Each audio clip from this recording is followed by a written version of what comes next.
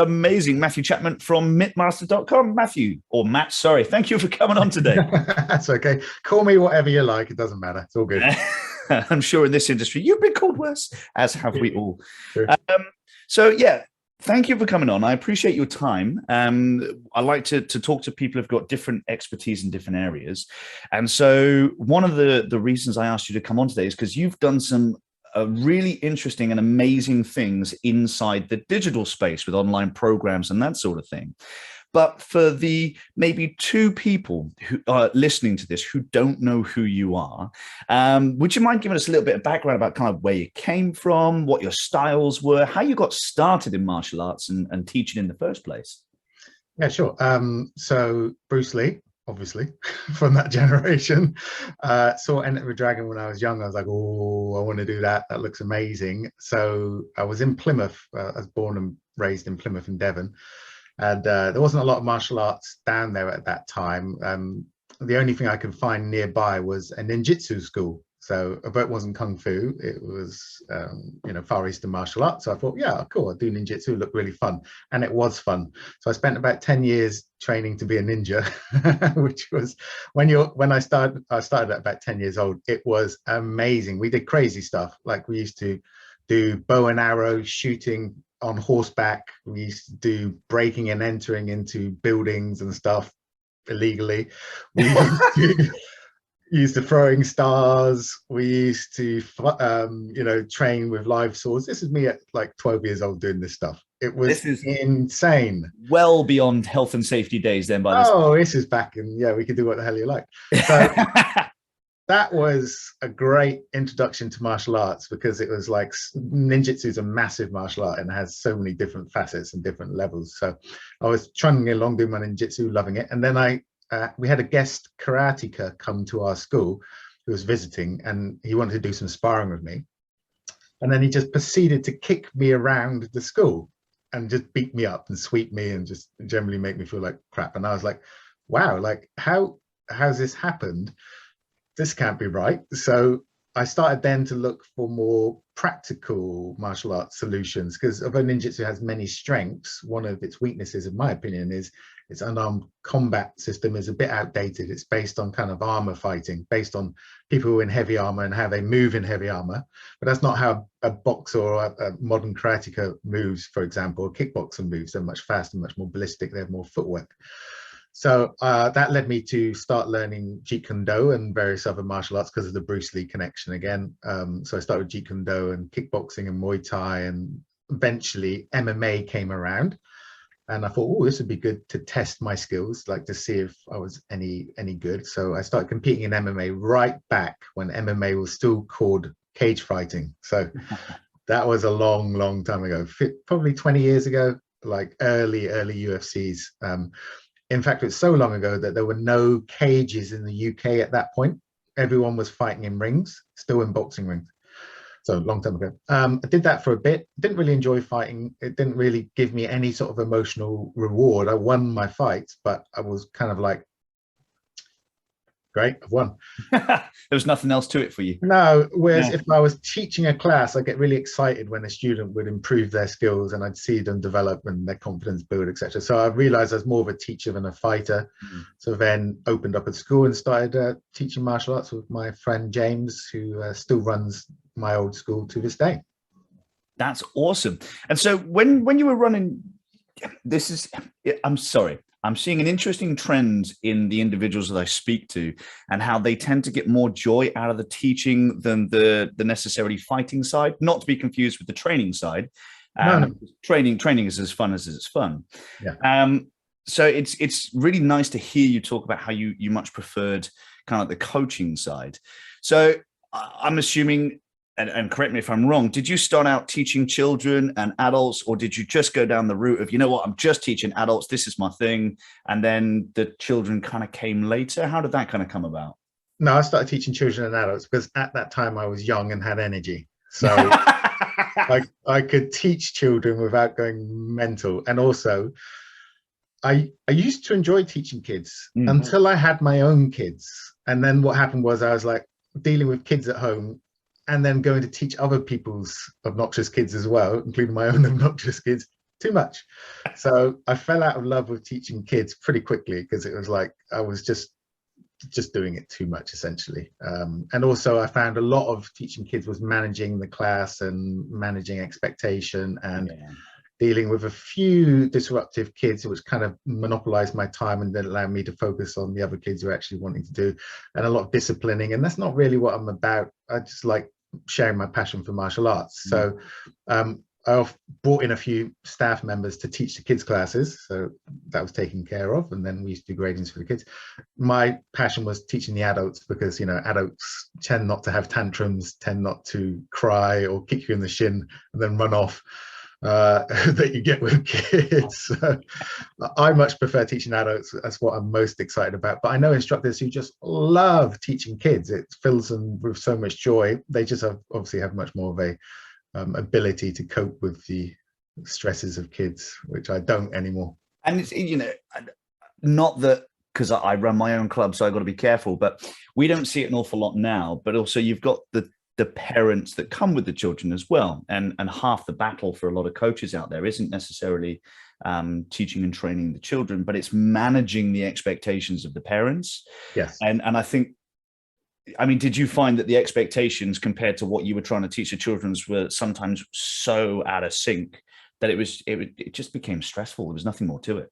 Unfortunately, I lack, how do I describe this? I kind of I lack empathy, I would say, with parents who are like, oh, little Johnny, he's not doing as well as the other kids. Well, bring him to class more, would be my response, right? This is why I'm not a particularly great school owner or manager of people. And I realize this. I know my strength is more creativity and marketing. But I would be like, well, you're not bringing him to class. What do you expect? That doesn't go down well. So it was hard, yes, and sometimes it got a bit confrontational, and I got a bit heated, only just because I was just telling them what I felt was my truth, which is the wrong thing to do probably in that situation. You should obviously listen empathetically to them and offer apology. So it was challenging, and I think one of the advantages, probably the only advantage of COVID, is now that a lot of schools don't have parents in watching. Because often parents are distraction. They are distracting their kids. We've had parents like get up and run across the mat to reprimand a kid, and then you have to have the word with them about it's not appropriate behavior. We've had parents shouting across at the mat, across the mat at their kid. It's quite stressful having parents, and a lot of parents are not actually watching. They're on their phones. Other parents, think they can do a better job than you and come up to you afterwards and say, well, maybe you should try this. So I think now a lot of schools just now I think a lot of schools are just not having parents in. We've noticed a similar trend, is that we encourage parents to come and watch, because when little Johnny is practicing at home, we want them to have an understanding of what he's trying to practice. But we found that the number of parents that sit and watch pre and post pandemic vastly different. We normally get like 2 or 3 parents that watch, whereas beforehand it was like we'd have 30 chairs out so the parents could watch whilst we were teaching, classes of XYZ number of juniors and what have you. So there's certainly a shift there. And you're right. One of the worst things is helicopter parenting, we call it, where we come from. It's like at the end of the day, the instructors are there to do the class. So mum and dad, with all due respect, we appreciate you have opinions, but you cannot bring them up in class. Otherwise, you're confused who's in charge. Oh, exactly. Yeah. And if I was going to reopen a school, which I don't think I'm going to do, but I would only have adult students. Fair. And I'd only have 100. And I'd charge a premium for it. And I'd make it very exclusive. Yeah. If you're out, you're out. You don't get back in. I would do it differently. Oh, now that I've not heard that in a long, long time. So I speak to lots of people, and obviously at the moment, a lot of people's core concern is trying to recruit, to bring new members in, because lots of businesses have been hammered over the last 18 months to almost 2 years now. But if you were to do it again, you'd make it more exclusive. Could you talk us a little bit through the thinking behind that? Because I love that idea. Well, yeah, most martial arts schools open and they have no students. So they basically then accept anyone with a pulse who's willing to pay for their training. Yeah, I've been there. I have been there. Like, someone gets in touch and you know that they don't really match the atmosphere and the ethics of your school, and you can almost tell they're going to be a problem, but you're like so desperate to have a student and you're trying to grow your school that you'll just take anyone in, welcome anyone, just come in. And over a period of time, you eventually find a kind of atmosphere that suits, and an ethics and a vibe about your energy about your school. And then you tend to try and market to those types of people, so you get in more people like that you enjoy working with. Well, I would just basically have adults, because I only like working with adults. And I want to have adults who value my 35 years training experience and the various other skills that I've developed. So I'm not going to charge a low price, I'll charge a high price. Does that exclude a large group of people? Yes, but I only want 100, because I can effectively, if it's just me teaching, serve 100 people to a pretty high level just by myself. Once you start getting 200, 300, 400 members like my school was, you're going to need other staff members. And then you have the whole logistical nightmare of managing staff, dealing with staff. And that wasn't my strength either. I was not particularly good at that. So the reason being is it would literally be me. I'd want people to value it. So I'd want to charge appropriately, because unfortunately people tend to only value what they paid for something, which is totally back to front, but is a reality for most people that I've encountered. And I'd limit it to 100, just because that would be the max that I could work with. So that's my reasoning. That makes total sense. I love it, because like you've just said, many people, they will take what they can, because we need to rebuild our businesses. But with your 35 years experience, you can charge that higher premium. And I think one of the things that a lot of martial artists tend to forget is that if you take on all of the training that you've had as a martial artist, you know, be it 10, 20, 30 years, your time is extremely valuable. So don't just, you know, sell it for, I see it all the time. Don't undercut your competition. It's like your competition charges their price, you charge your price. Don't get into a bidding war for students. It's ridiculous. It is. You just need to differentiate yourself from your competition. And they're not really competition. You know, if there's lots of martial arts schools in the same area, you're all building each other up. You're all going to be swapping students anyway. It's just natural. But yeah, you just need to stand out for something. What is different about your martial arts school versus the one down the road? And a lot of people compete on price, which is the worst thing to compete on. They want to compete on value and, you know, your ethics and how you help people and the programs that you run. And if you're more of a fight team, maybe the championships you've won and the belts you've won and the titles you've won, whichever way you want to do it. But you need to stand out from your competition so that you attract only your ideal customer, not just any random person off of the street. It's all about your marketing, which is usually for most instructors the weakest part of their game. They're good at the kicky punchy stuff, but they're not so good at the marketing stuff, and they struggle because they don't understand how to market effectively. And it's a bit of a shame, really, which is why I kind of try and help instructors with their marketing.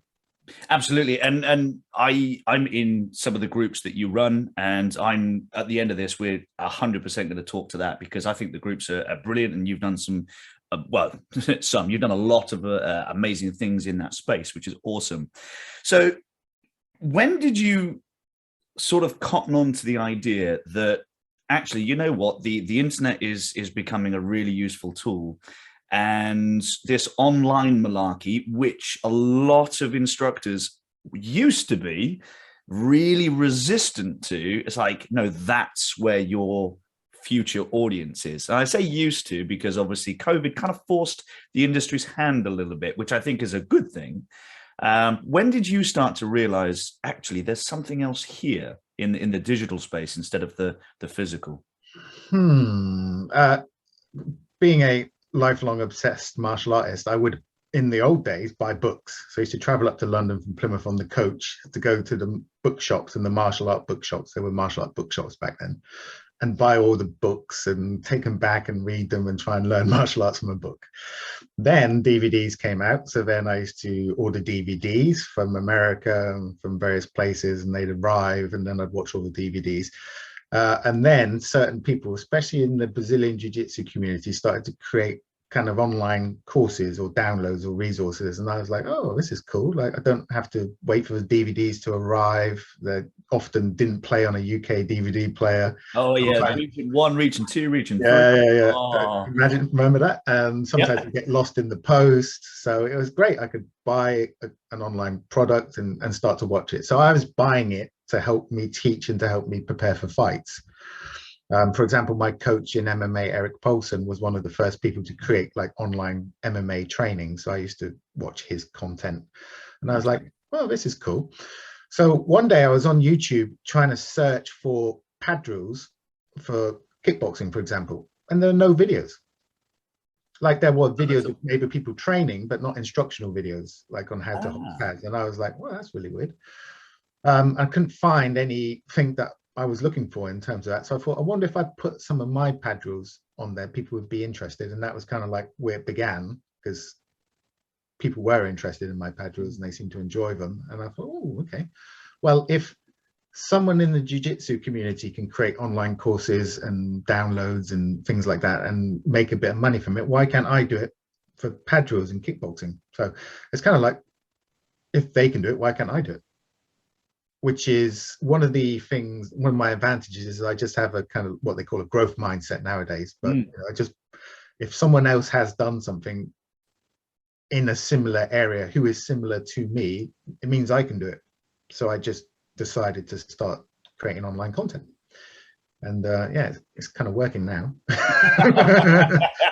This is it. It took you from what I understand, it took you a good few years to actually turn any kind of a profit, didn't it? Yeah, first year I made 0 sales, nothing in my first year, which is a bit disheartening, but I'm very, martial arts teaches you persistence and discipline and moving forward through pain and resistance. So I just kept plugging and pushing and eventually made my first sale, which was for £7.99. After a year, it took me a year. Big profits coming in. Yeah. That sale was probably the most important sale I've had since, you know, because it's like, it's proof. Yeah. Someone on the other side of the world can read about me and my product and go, yeah, that looks great, buy, and actually spend their money on something, you know, that they've never seen, never touched, but they're going to benefit from. So that was like proof. And once I had that first sale, I was like, great. So I started building, but it did take 2 to 3 years to really kind of get to a fairly comfortable level. And I think that's where most people would have given up at that stage. It's like if they most people would have given up. Most people, because I've worked with a lot of people. Yeah. Most people give up within about 3 months. Oh wow. Okay, that soon. And it's interesting because most new beginners in martial arts give up in the first 3 months. They don't get to their first grading. They give up in 3 months. Yeah, and they don't get to their first decent sale. So I think it's partly down to marketing that you see on the internet. Hey, you can make 6 figures in 5 weeks doing X, Y, and Z. And so people imagine that they're going to put up an online course and then they're going to make hundreds of sales immediately and make thousands of pounds immediately. And it just doesn't work. It's like, to use an analogy that martial artists would understand, it's like creating a beautiful dojo. You know, you got your mats, you got your mirrors, you got your bags. It looks amazing. It looks really, really good. And then just opening the door. Just standing in the door. It's not the Field of Dreams. You build it, they won't come. They're not going to walk into your dojo. You have to go out and find them. And it's the same with online. You have to go out and find them. It's actually a lot easier to run and build a martial arts school than it is to build an online business, because it's regional. Your martial arts school is limited to your local town. So as long as you're in your local town doing demos in the paper, doing flyers, doing Facebook ads, being around the town, having your students wandering around in their uniforms, you'll get known over time. It will happen anyway, organically. But with online, because there's so many web pages and so much stuff, it's quite hard to actually generate the first few purchases. I suppose everybody's eyeballs are everywhere. Whereas if you're in, and again, please correct me if I'm wrong, because I'm just trying to summarize, but if you're in one local town, people will eventually know that you're there. But if you're online, because people in a digital world, they can spend their time in hundreds of different places. You're trying to bring that, not in just one town, but in hundreds of towns, if you're going to talk about web pages as towns. Yeah, it's really, really hard. But it has several advantages over running a school. So I ran my school for 19 years with my friend James. And, the problem with a physical school is physical capacity. So you can only fit so many people in. So then you open more classes and more classes and more classes. So then you're burning out. Then you start hiring staff. This is the story of a martial artist. And then you've got, I was going to say, this is beginning to sound really familiar. And then you've got management of staff and admin, and you get bigger and you get yourself a full-time location, and then and satellite schools and all of that. But it's all physically limited and time limited, because you're not teaching at 2 a.m. in the morning.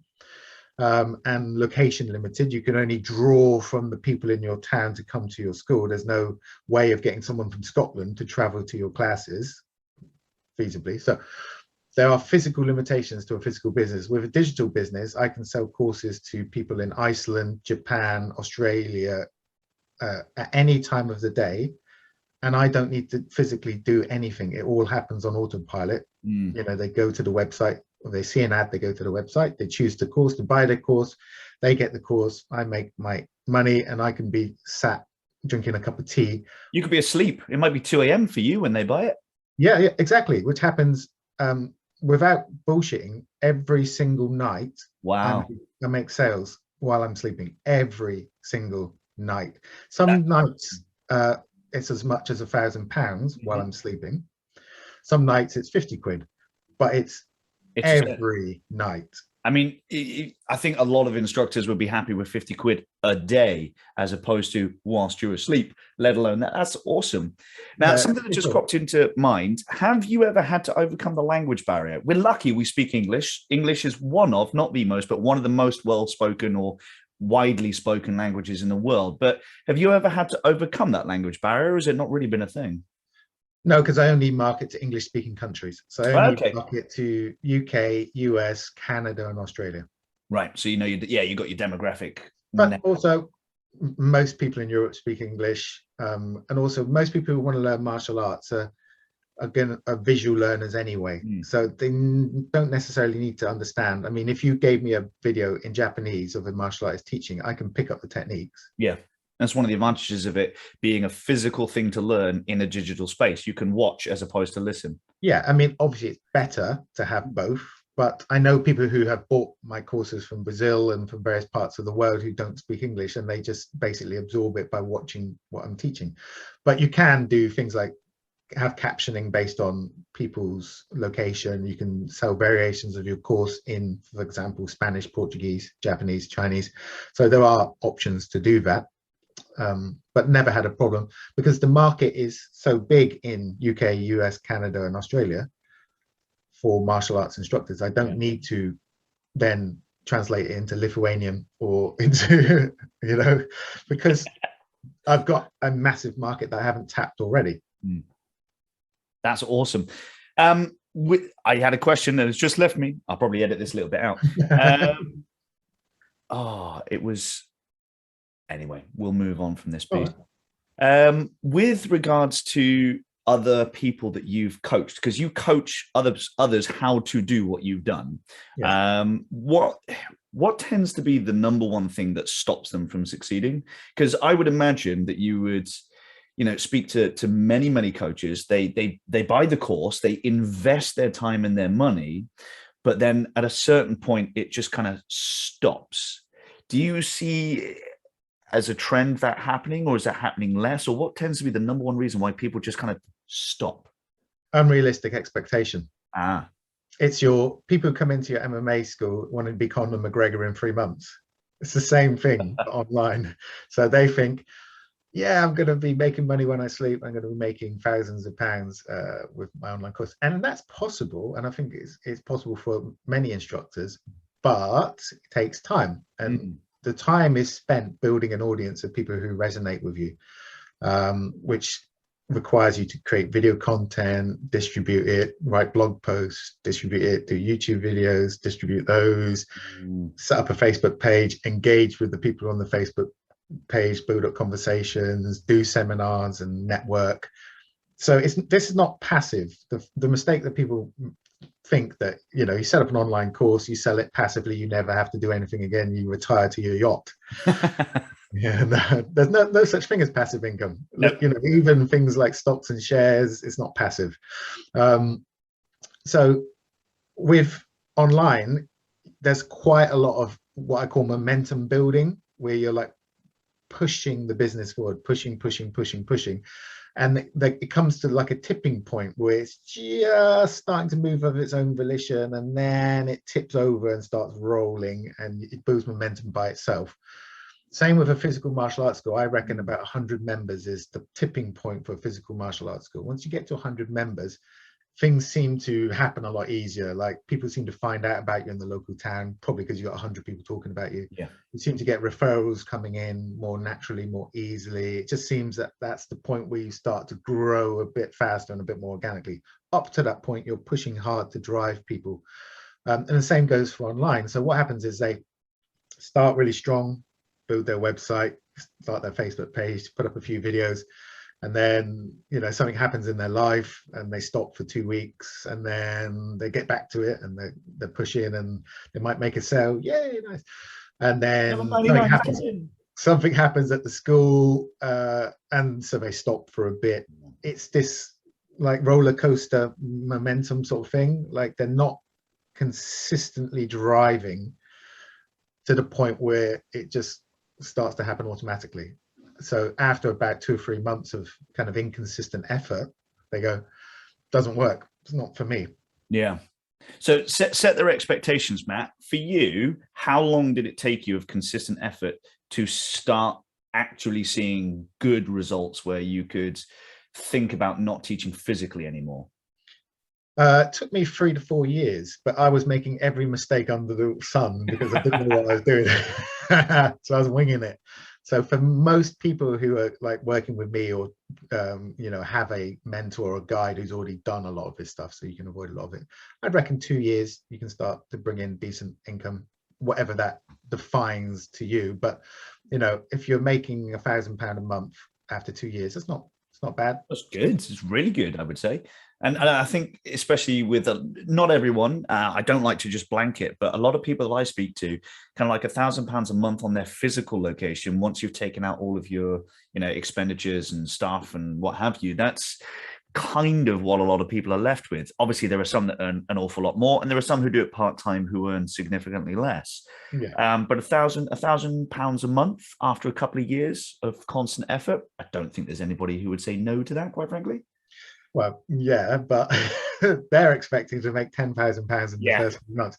Now, that's not to say you can't. And I've had clients I had a client who made 10 grand in 30 days Oh, wow. from their first online course, and has since made a lot more from their online courses. But the thing that they had was a pre-existing audience. So if you already have an audience of 500,000 email addresses and fans on your Facebook page, and you're kind of known a little bit in your industry, in your niche, in your area of speciality, then when you launch a course, you have a much higher chance of making sales. But if you're just like Joe Blogs and this is your first course and no one knows you, or your mum might buy your course, but that's it, then it's going to take time. Yeah. So people just need to you just need to accept that these things don't come super quick. But the great thing about online is you create something once and then you can literally sell it forever for no additional effort. So I've created courses that are 8 years old that I'm still selling today, and it doesn't cost me any time or effort to sell the courses I made 8 years ago, because they're just digital. They're just sitting on a website ready for people to buy. Someone buys it, that's great. So it's more long-term thinking, realizing that you're not going to make loads of money in the first sort of 6 months to a year, but 2, 3, 5 years down the line, if you manage it correctly and you know what you're doing, there's potential to make insane amounts of money down the line. And I think that's how I first learned about you, is because I was, happily doing my thing, and then I came across Mitt Master on Facebook, and I asked you about it. I was like, so the course that I bought, how old was that? I think you said it's like 4 or 5 years. It might even been 6 years ago that you ended up doing that course. And I was like, no way, because once it's done, isn't it? You just have to Yeah. find ways of getting it out there. This is the difference between online digital recording and teaching classes, because you go to a school, you're in a great mood, you've had loads of coffee, and you do great coffee. I've drunk your coffee. Thanks for that. Powerful stuff. And you teach the best class you've ever taught in your life. It was on, you were on fire, the students were on fire, everyone was excited and engaged, fantastic. But as soon as you walk out of that dojo, that class has disappeared. It's gone forever, never to be captured again. And then what you have to do is you have to go back tomorrow night and teach another amazing, fantastic. And maybe you don't. Maybe, you know, you've had some bad news and you're a bit stressed out, or you didn't get some very good sleep, or your coffee wasn't right. So that wasn't such a great class. So the issue, and I'm not saying to instructors they need to close their martial arts schools. That's ridiculous. But what I'm saying is you have a physical school, but you should also have a digital school. And the digital school is you record something once and you give it your best and you make sure you're sufficiently caffeinated and you're excited and you teach a great thing. And then that sells you at that precise time forever. So for example, a lot of my early videos, I was doing a lot of kicking, but since in the last sort of 5-6 years, I've had a few knee injuries. So my kicking isn't as good as it was when I was a bit younger, and that will be for everyone, right? You're not as good at 80 as you are 40, as you were at 30 probably. I mean, I'm you know, I've transitioned from 20 to 30 and 40 just on the horizon, and I'm already slower than I was in my 20s. Exactly. I don't stand a chance. The good thing about digital is it records you in your peak, if you can get yourself recorded in your peak. But even so, if you record yourself at 45, you're still going to be physically probably more able than you are at 65. Yeah. So it stops that inevitable physical decline. You just preserve, you know, that as a digital format. So you're basically creating like mini copies of you at different phases of your martial arts life, which is really cool because I can look back at myself when I was starting this, you know, 10 years ago, a lot thinner, and a lot better at kicking, and it's really amazing. I'm like, wow, I look really different. And now I can see myself now as an instructor a little bit fatter and less effective at kicking, but I'm a better coach now, so I can describe things better. So that's cool. So you just get this lovely legacy product of like your development as a martial artist as you continue through, because we're lifelong martial artists. We're going to be doing this until we die. So I've been doing this 35 years. I'll be doing it 60 years probably by the time I die. I want the journey, and I want to preserve the journey for my kids to maybe watch, or just for other martial artists who are interested in martial arts to see the journey. You know, if we could have seen Bruce Lee in his first Wing Chun lesson, and if he'd continued to live all the way to his 70, what an amazing resource to just see all this amazing content. So that's what I want instructors to do. Even if you don't make tons of money from it, it's just worth doing to preserve your legacy as a martial artist. Otherwise, when you die, it will just disappear. It's just it goes with you, doesn't it? It does, unless you record it digitally. That's amazing. I'd never thought of it in terms of like a legacy product. That's and something to leave, because I've got 2 little ones, as you know, but something to leave for my kids behind, because by the time they've grown up, I'll be in my 50s. I won't be kicking and punching anywhere near as well as I was in my 20s, but they never got a chance to see me in my 20s. Exactly. Wow. Sorry, I've just had a moment. Then it's worth it just for that, even if you're not making any money. That's my argument. I think like we invest so much time and energy and passion into training martial arts, and then we kind of let it disappear and die. You think about all the old grandmasters, that if they'd had all their content and all their training sessions, and you could see the progression of their skills and development, and them struggling with stuff and overcoming and creating new systems and branching off, how valuable that would be to modern people. You need to record your digital legacy. Like I said, I'm going to obviously have my kids can access it, which would be nice because they like martial arts, but also at some point I could just give it all away for free to people. And you know, currently I've got about 65 hours worth of recorded content in terms of content that I've created. So in another 10, 20, it could be 200, 300 hours worth of my life's work, my martial arts, you know. And what used to be books is now on video, which is obviously much more accessible for a modern audience. It's awesome. Well, it's hard to learn from a book. I used to try and learn from the old picture books about what to do. Like, I've still got some of them on my shelf because when I was a kid, I used to get some of the books. Yeah. So, I mean, I do love reading books, as you can see, but it's just you can learn much more fast. And also you get the person's personality on video and the way they film and how they speak and the words they use and the enthusiasm comes across. So yeah, like I said, even if you don't sell many copies of your courses that you create, just have it as a legacy product because it's going to live beyond you. For sure. Now, what I like is the fact that you're advising people obviously not to ditch their physical schools unless it's something that they really want to do. But even yourself, you've not technically stopped teaching on the physical because you do an awful lot of seminars and all sorts of things as well. Is that because you wanted to keep a hand in the physical and you enjoy doing that sort of thing? Or is there kind of a different reason behind traveling around the country? Because you go to all sorts of places, which is time intensive, man. It's because I love teaching, but if you don't have a school, how are you going to teach? So I go to seminars to teach because it's great. And also at seminars, you're treated rather special. You're like a little god. Now, in your own school, you'll find, and it's a bit sad, but you kind of get taken for granted. So if you've been teaching in your own school for 5-10 years, your students kind of just know you. And although they respect you, they do take your effort, your skill, and what you've developed for granted. Because if you go and teach at another person's school, they're like, wow, people are like really impressed with how you present or how you teach or, you know, your physical skills. You go back to your own school and everyone's like, you're back. It's so, like, what? Yeah, why weren't you here? Come on, I was waiting for you. Yeah. So I like going to other people's schools because you're a guest and people pay more attention because you're only going to be there for 2 or 3 hours.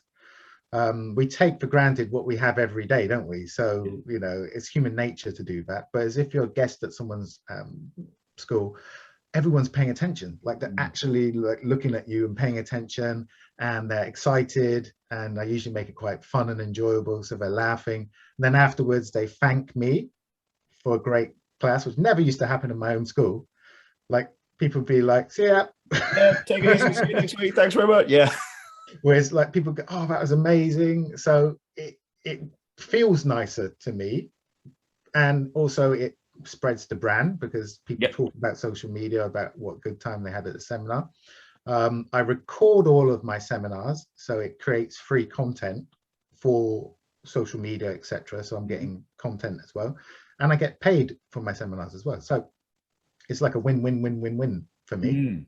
And if you've got somebody who's a bit crazy like me, because I've had you down in our club for a seminar, and you know, I know that this is not trying to sell your products, it's more about talking about the online, but hey, you did an amazing job. So forget it. If you're listening to this, my members absolutely flipping loved it.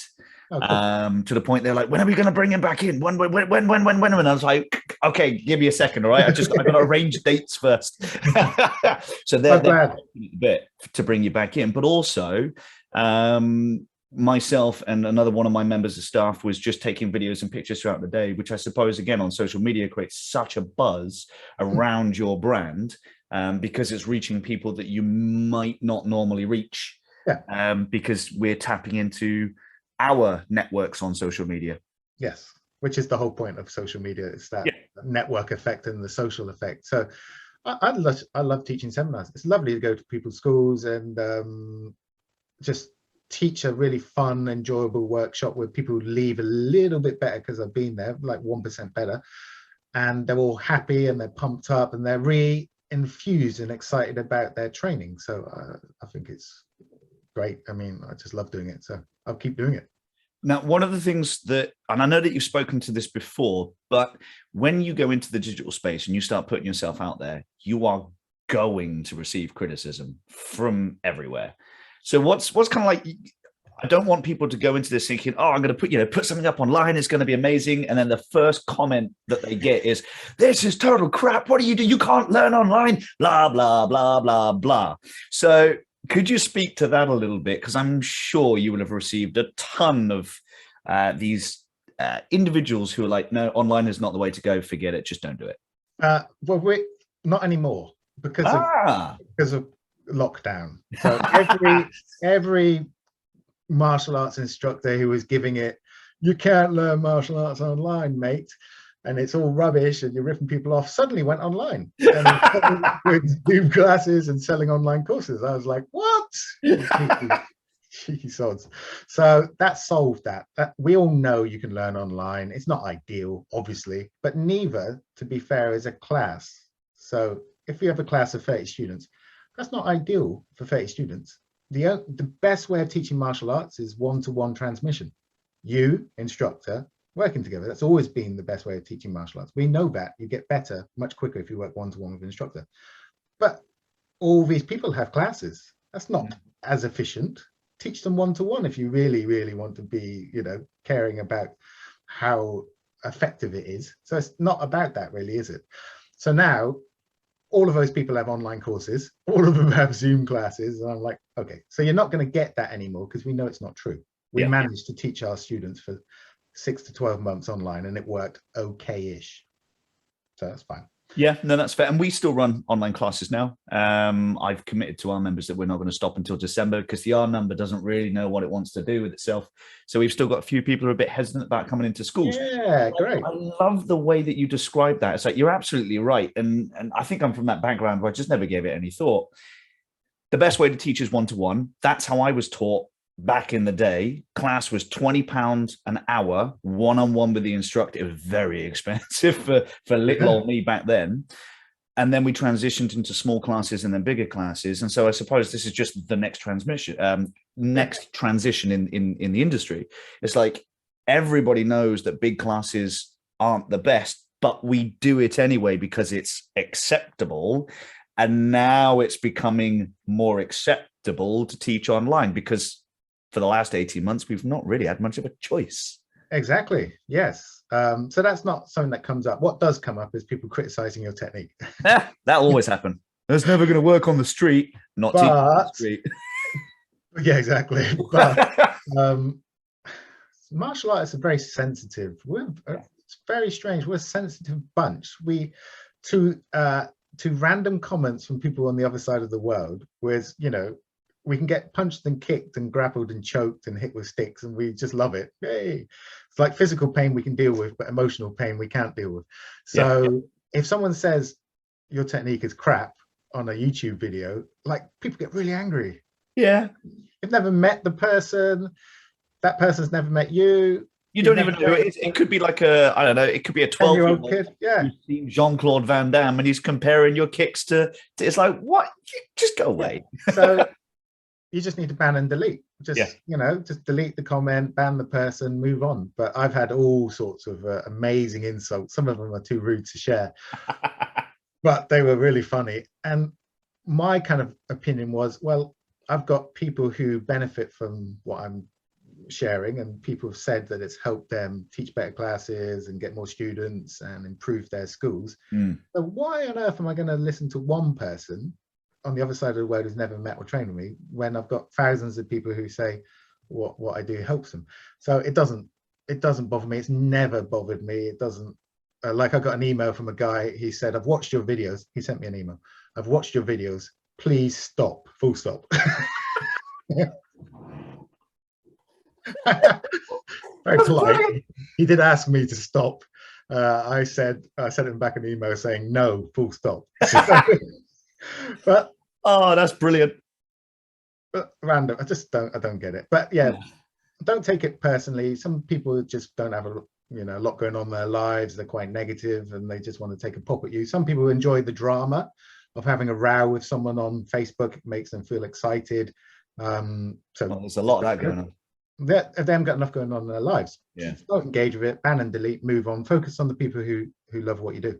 Yeah. I mean, and I suppose if you had stopped, not that you would, because you've got that growth mindset, but you won an award not too long ago for your online content, which was absolutely awesome. And you would never have gotten that far if you'd listened to these individuals. So, yeah. No, and also, like, if I'd been impatient, like, so I got an award for making 600K in my online business. Well, I didn't want to say, but I'm glad you brought it up. So, okay.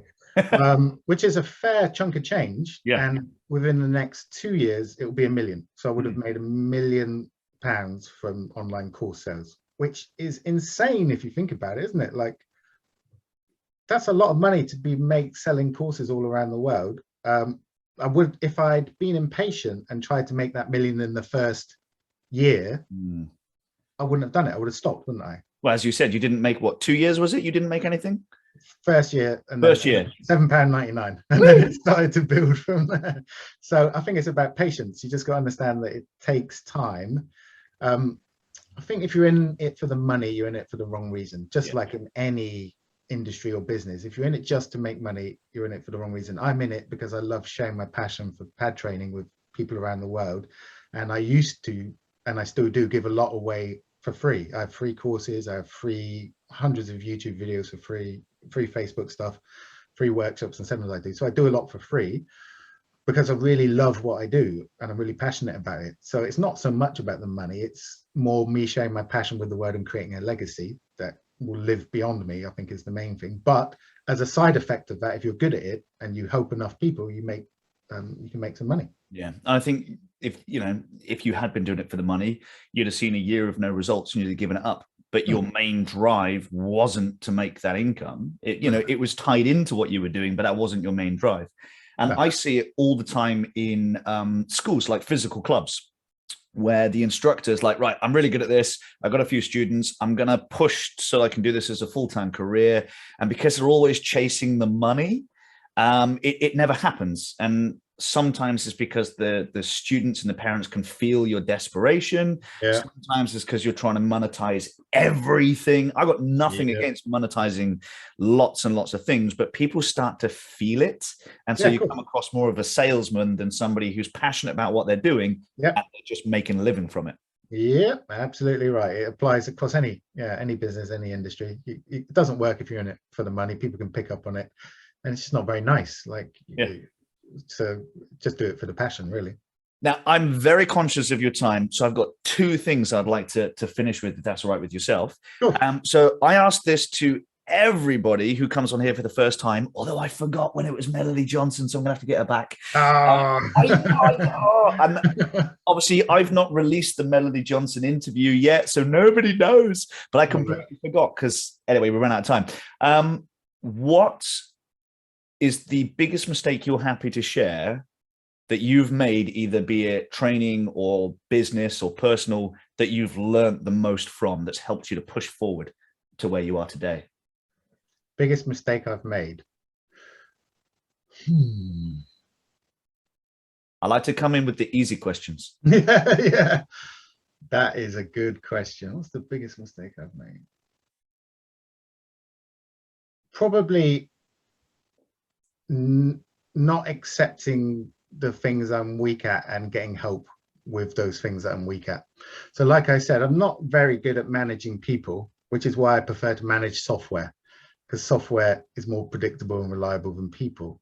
And there are times in my physical school where I should have reached out to my business partner or reached out to other people to get help with stuff that I was struggling with, but I was just such a control freak and such a, like most martial arts instructors, I'll figure it out myself, that it made situations worse and it made management of people harder, and the whole thing didn't really work out as well as I'd liked it to. So I think that is my main regret, and also just being too much of a control freak. I love that, because most martial artists are control freaks. Absolutely.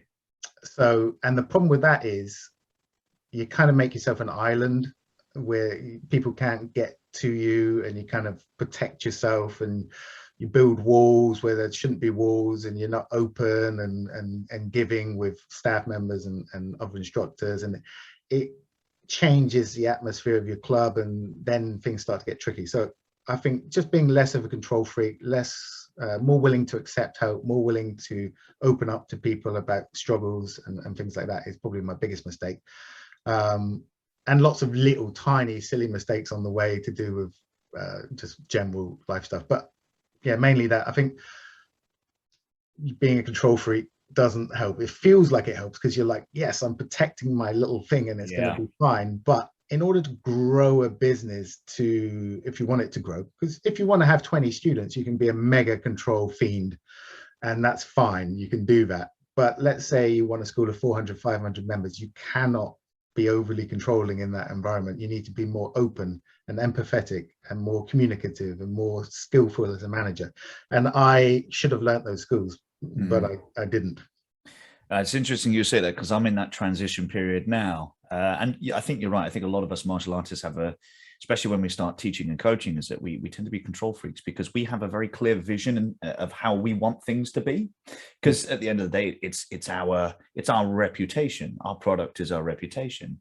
And we are far too guilty of not sharing the vision with others who are going to help us with that, and just keeping a hold of it. I love that. That's awesome. And also just understand that because you're the leader of the business, you're the person that cares most in the business.